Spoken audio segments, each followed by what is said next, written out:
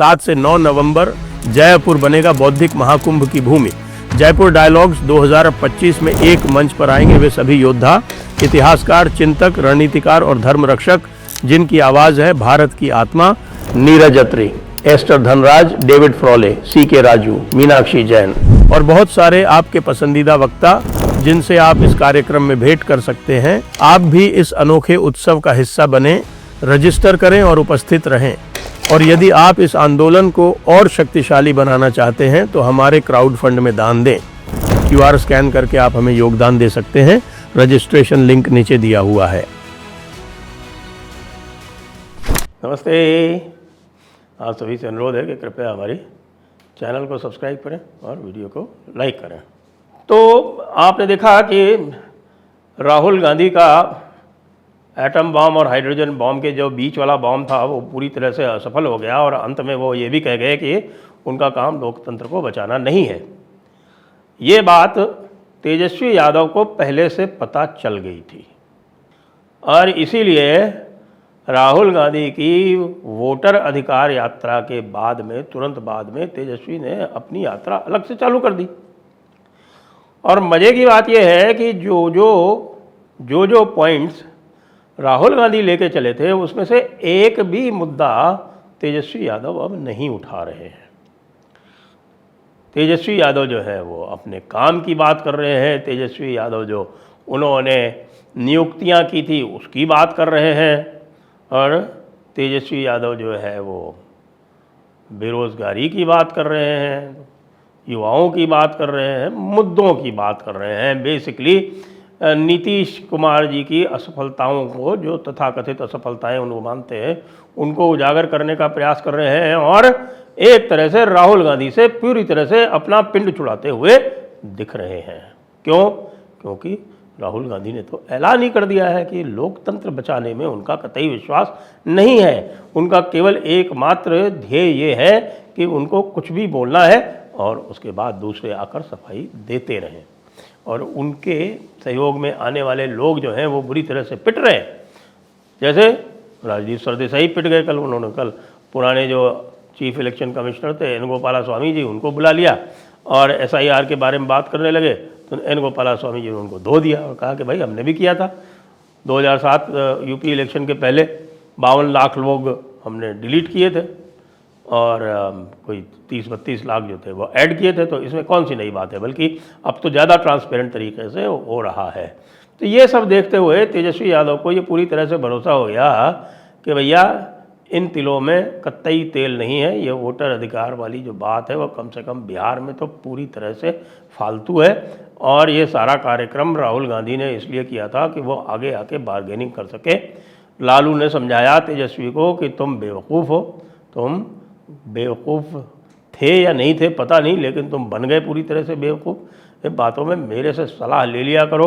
मैंने तुमको पहले ही कहा था कि कांग्रेस को 10 कदम घर से दूर रखो, क्योंकि कांग्रेस की ये पुरानी फितरत है कि ये ऊँट की तरह अगर तंबू में नाक घुसेड़ दी इसने तो फिर पूरा का पूरा तंबू जो है वो खाली कर देती है। ये नेशनल पार्टीज़ है और नेशनल पार्टीज़ का यही कैरेक्टर होता है। अब इतनी मुश्किल से हमने यहाँ से कांग्रेस को बेदखल किया था, अब तुम फिर से कांग्रेस को ले आए। अरे कांग्रेस का यहाँ है क्या? कुछ भी नहीं। राहुल गांधी वो जो हैं वो आप जानते हैं कि उन्होंने क्या काम किया था। उन्होंने तेजस्वी को चीफ मिनिस्टर का चेहरा बताने से भी इनकार कर दिया। हालांकि तेजस्वी जो है वो उनको प्रधानमंत्री का चेहरा बोलते रहते हैं, लेकिन तेजस्वी भी मुझे लगता है कि उतने घाघ नहीं है जितना राहुल गांधी के सलाहकार। राहुल गांधी के सलाहकारों ने उनको पूरी तरह से समझाया हुआ है कि भाई देखिए, आपको ही अपने आप को लार्जर देन लाइफ आपको प्रोजेक्ट करना है। आपको यही प्रोजेक्ट करना है कि राजनीति में जो कुछ भी होता है, कम से कम इंडी अलायंस की राजनीति में, वो आपके इशारों पर होता है और यदि आप इशारा न दें तो कुछ भी नहीं हो सकता है। यदि आप एंडोर्स नहीं करेंगे तेजस्वी यादव को तो तेजस्वी यादव मुख्यमंत्री नहीं बन सकते। अब भाई गलतफहमी का क्या इलाज है? कुछ लोग कहते हैं ना साहब कि शक का इलाज जो है वो हकीम लुकमान के पास भी नहीं था। लोग पूछते हैं भाई ये हकीम लुकमान कौन थे, और साहब कहते हैं कोई थे, अब रहे होंगे, लेकिन ये किंवदंती है साहब कि ये उनके हाथ से बड़े से बड़ा रोग ठीक हो जाया करता था। ये अरब की किंवदंती है। तो अरब में होते थे ये हकीम लुकमान, लेकिन कहते हैं कि साहब कि उनके पास शक का इलाज भी नहीं था, और कह रहे कि साहब गलत फहमी का इलाज तो भगवान धन्वंतरी के पास भी नहीं।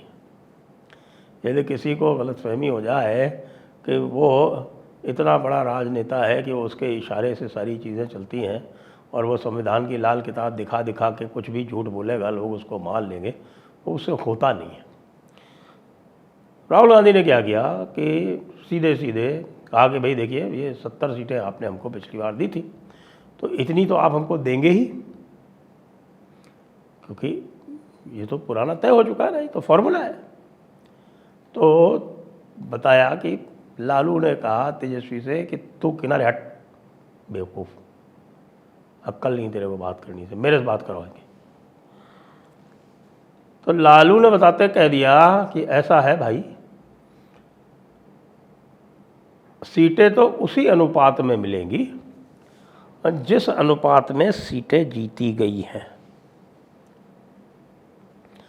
जिस अनुपात में सीटें जीती गई हैं। यानी कि 110 सीटें जीती थी इनके, 110 सीटें जीती थी, तो 110 सीटों में से 19 सीटें जीती थी कांग्रेस ने।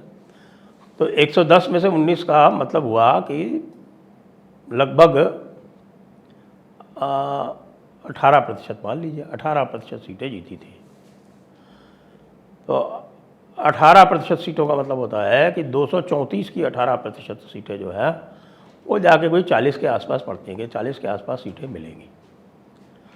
और ये जो 40 के आसपास सीटें मिलेंगी, ये भी उसी हिसाब से मिलेंगी। यदि मान लीजिए हमारी ज़्यादा हो गई, हमारे जो सहयोगी हैं वो अधिक हो गए, तो फिर सबके में से बराबर बराबर कटेंगी भी। तो यदि मुकेश सहनी जी आ गए हैं, मुकेश सहनी जी को सीटें देनी है, तो वो सीटें अगर मान लीजिए 10 सीटें देनी है, तो आपकी भी 3 सीटें कटेंगी, तो आपको 36-37 सीटें मिलेंगी। अब लो भाई, मामला तो फंस गया। अब उनको 36-37 सीटें मिलेंगी और सहनी को 10 सीटें मिलेंगी, और 180-190 सीटें जो है वो लड़ेंगे आरजेडी वाले। हाँ, कम से कम लड़ेंगे तो भाई, पिछली बार तो काफ़ी कम लड़ गए थे, 130 तक ही लड़े थे। और इस बार जो है वो कह रहे हैं कि नहीं, ये 150 से 160 से कम नहीं लड़ेंगे। ऐसे में राहुल गांधी की जो सारी पॉलिटिक्स थी और सारी जो यात्रा थी, उसकी हवा निकल गई। क्योंकि अब जो यात्रा कर रहे हैं हमारे तेजस्वी जी, वो तेजस्वी जी कह रहे हैं कि साहब ये जो समय है, ये समय ऐसा है कि इस समय पर सारी रणनीति बैठ के बनानी पड़ती है, एक एक लोगों से बात करनी पड़ती है, कॉन्स्टिट्यूंसी वाइज जो अपने कार्यकर्ता हैं, जो आपके पदाधिकारी हैं ज़िलों के, उनसे बात करके पूरी रणनीति बना के अपने कैंडिडेट्स का चयन करने का ये समय है। किसी भी समय अब अगले 10-15 दिन में बिहार का चुनाव घोषित हो सकता है, तो ये कोई यात्रा निकालने का समय थोड़े ही है। राहुल गांधी का भी यात्रा निकालने का समय नहीं था, लेकिन अब उन्होंने निकाल दी। तो तेजस्वी ने सोचा कि भाई अगर हम इनको इग्नोर करेंगे तो मामला गड़बड़ हो जाएगा, संदेश गलत जाएगा। राहुल गांधी ने इसी का फ़ायदा उठाया। अब वो जो अलग से निकाल रहे हैं, तो वो कांग्रेस का नाम नहीं ले रहे, वो कहीं पे भी ये नहीं कह रहे कि कांग्रेस से उनका गठबंधन होगा। स्थान स्थान पे कह रहे हैं कि वो 243 की 243 सीटें लड़ेंगे। वोट चोरी की वो एक बात नहीं कर रहे, वोट चोरी के बारे में एक शब्द बोल नहीं रहे, और अंदर ही अंदर जो नेगोशिएशन हो रहा है उसमें वो लालू जी के निर्देशन पर चल रहे हैं। उधर देखिए एनडीए क्या कर रही है। एनडीए में बड़ी उथल पुथल हो रही थी, लेकिन एनडीए में एक बात अच्छी है कि वो अल्टीमेटली अमित शाह और मोदी जी जहाँ आ जाते हैं ना, वहाँ पर लोग जो है वो अपनी छोटी मोटी जिद जो है वो छोड़ देते हैं। जीतन राम मांझी कहें कितना भी, लेकिन जीतन मांझी इस समय केंद्र में मंत्री बने हुए हैं, केंद्र में मंत्री बन के दुनिया भर की सुविधाएं उठा रहे हैं। उनका एक मान है, उनका एक सम्मान है, उनका इनकी एक ठसक है बनी हुई इसी वजह से, क्योंकि वो केंद्र में मंत्री हैं, तो वो भी छोड़ना नहीं चाहते। अगर ज़्यादा करेंगे तो फिर वो भी छोड़ना पड़ेगा, और उसके बाद फिर कहाँ से आएंगे इतने रिसोर्सेज कि वो 100 सीटों पर लड़े। 100 सीटों पर लड़ने के बाद फिर क्या गारंटी है, पब्लिक ये देखेगी साहब कि इनकी एक भी सीट नहीं आ सकती, तो फिर कोई वोट भी नहीं देगा, वोट दूसरी इधर उधर चले जाएंगे, दूसरी तरफ चले जाएंगे। तो वो सुनते हैं कि फॉर्मूला उनका लगभग तय हो गया है, और 99 सीटें जो है वो जेडीयू और बीजेपी लड़ने वाली है, और 20 सीटें पहले देने की बात हो रही थी, 2-3 सीटें अधिक दे दी जाएंगी चिराग को, और 10 सीटों की बात हो रही थी जीतन राम मांझी को, 1-2 सीटें उनको दे दी जाएगी। उनको 8 सीटें जीतनी है, तो 8 सीटें जीतने के लिए ऐसा विचार बन रहा है कि जो स्थिति है उसमें 12 सीटें देने से 8 सीटें जीती जा सकती हैं, तो उनको 12 सीटें दे दी जाएंगी, 23 सीटें जो है वो चिराग को दे दी जाएंगी, और 99 सीटें ये दो लोग ले लेंगे, 10 सीटें कुशवाहा को दे दी जाएंगी। ये मोटा मोटा फार्मूला बन जाता है। उस मोटे मोटे फार्मूले से जो जातीय समीकरण बनता है वो जातीय समीकरण पक्का हो जाता है। बीच में राजपूतों की अत्यधिक नाराज़गी दिख रही थी, तो अमित शाह ने राजीव प्रताप रूडी को बुलाकर और उनको पूरे बिहार में घूम घूम कर राणा सांगा के नाम पर रैली आयोजित करने का दायित्व दे दिया है। तो अब राजीव प्रताप रूडी, जिनको देखा जा रहा था कि साहब कि उनके विद्रोही स्वर आ रहे हैं और केवल एक छोटी सी बात से एक क्लब के इलेक्शन को लेकर उनको भी साध लिया गया बताते हैं। तो भाई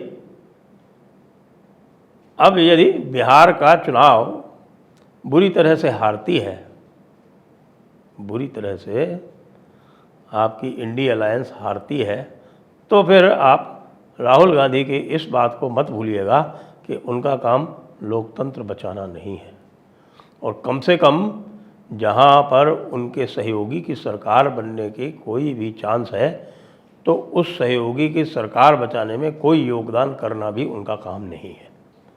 उनका काम केवल गाल बजाना है और यह स्थापित करना है कि नरेंद्र मोदी के अतिरिक्त सत्ता की एकमात्र धुरी भारतवर्ष में वो ही हैं, और उनको आप सब कुछ मान लीजिए। वो महाबली भी हैं और वो हिरण्यकशिपु भी हैं, और आज की डेट में सभी के अंदर घुस के उनकी तोड़ फोड़ करने का और उनकी वैचारिक तोड़ फोड़ करने का दायित्व भी उन्होंने ही ले रखा है। जय हिंद, जय भारत, वंदे मातरम।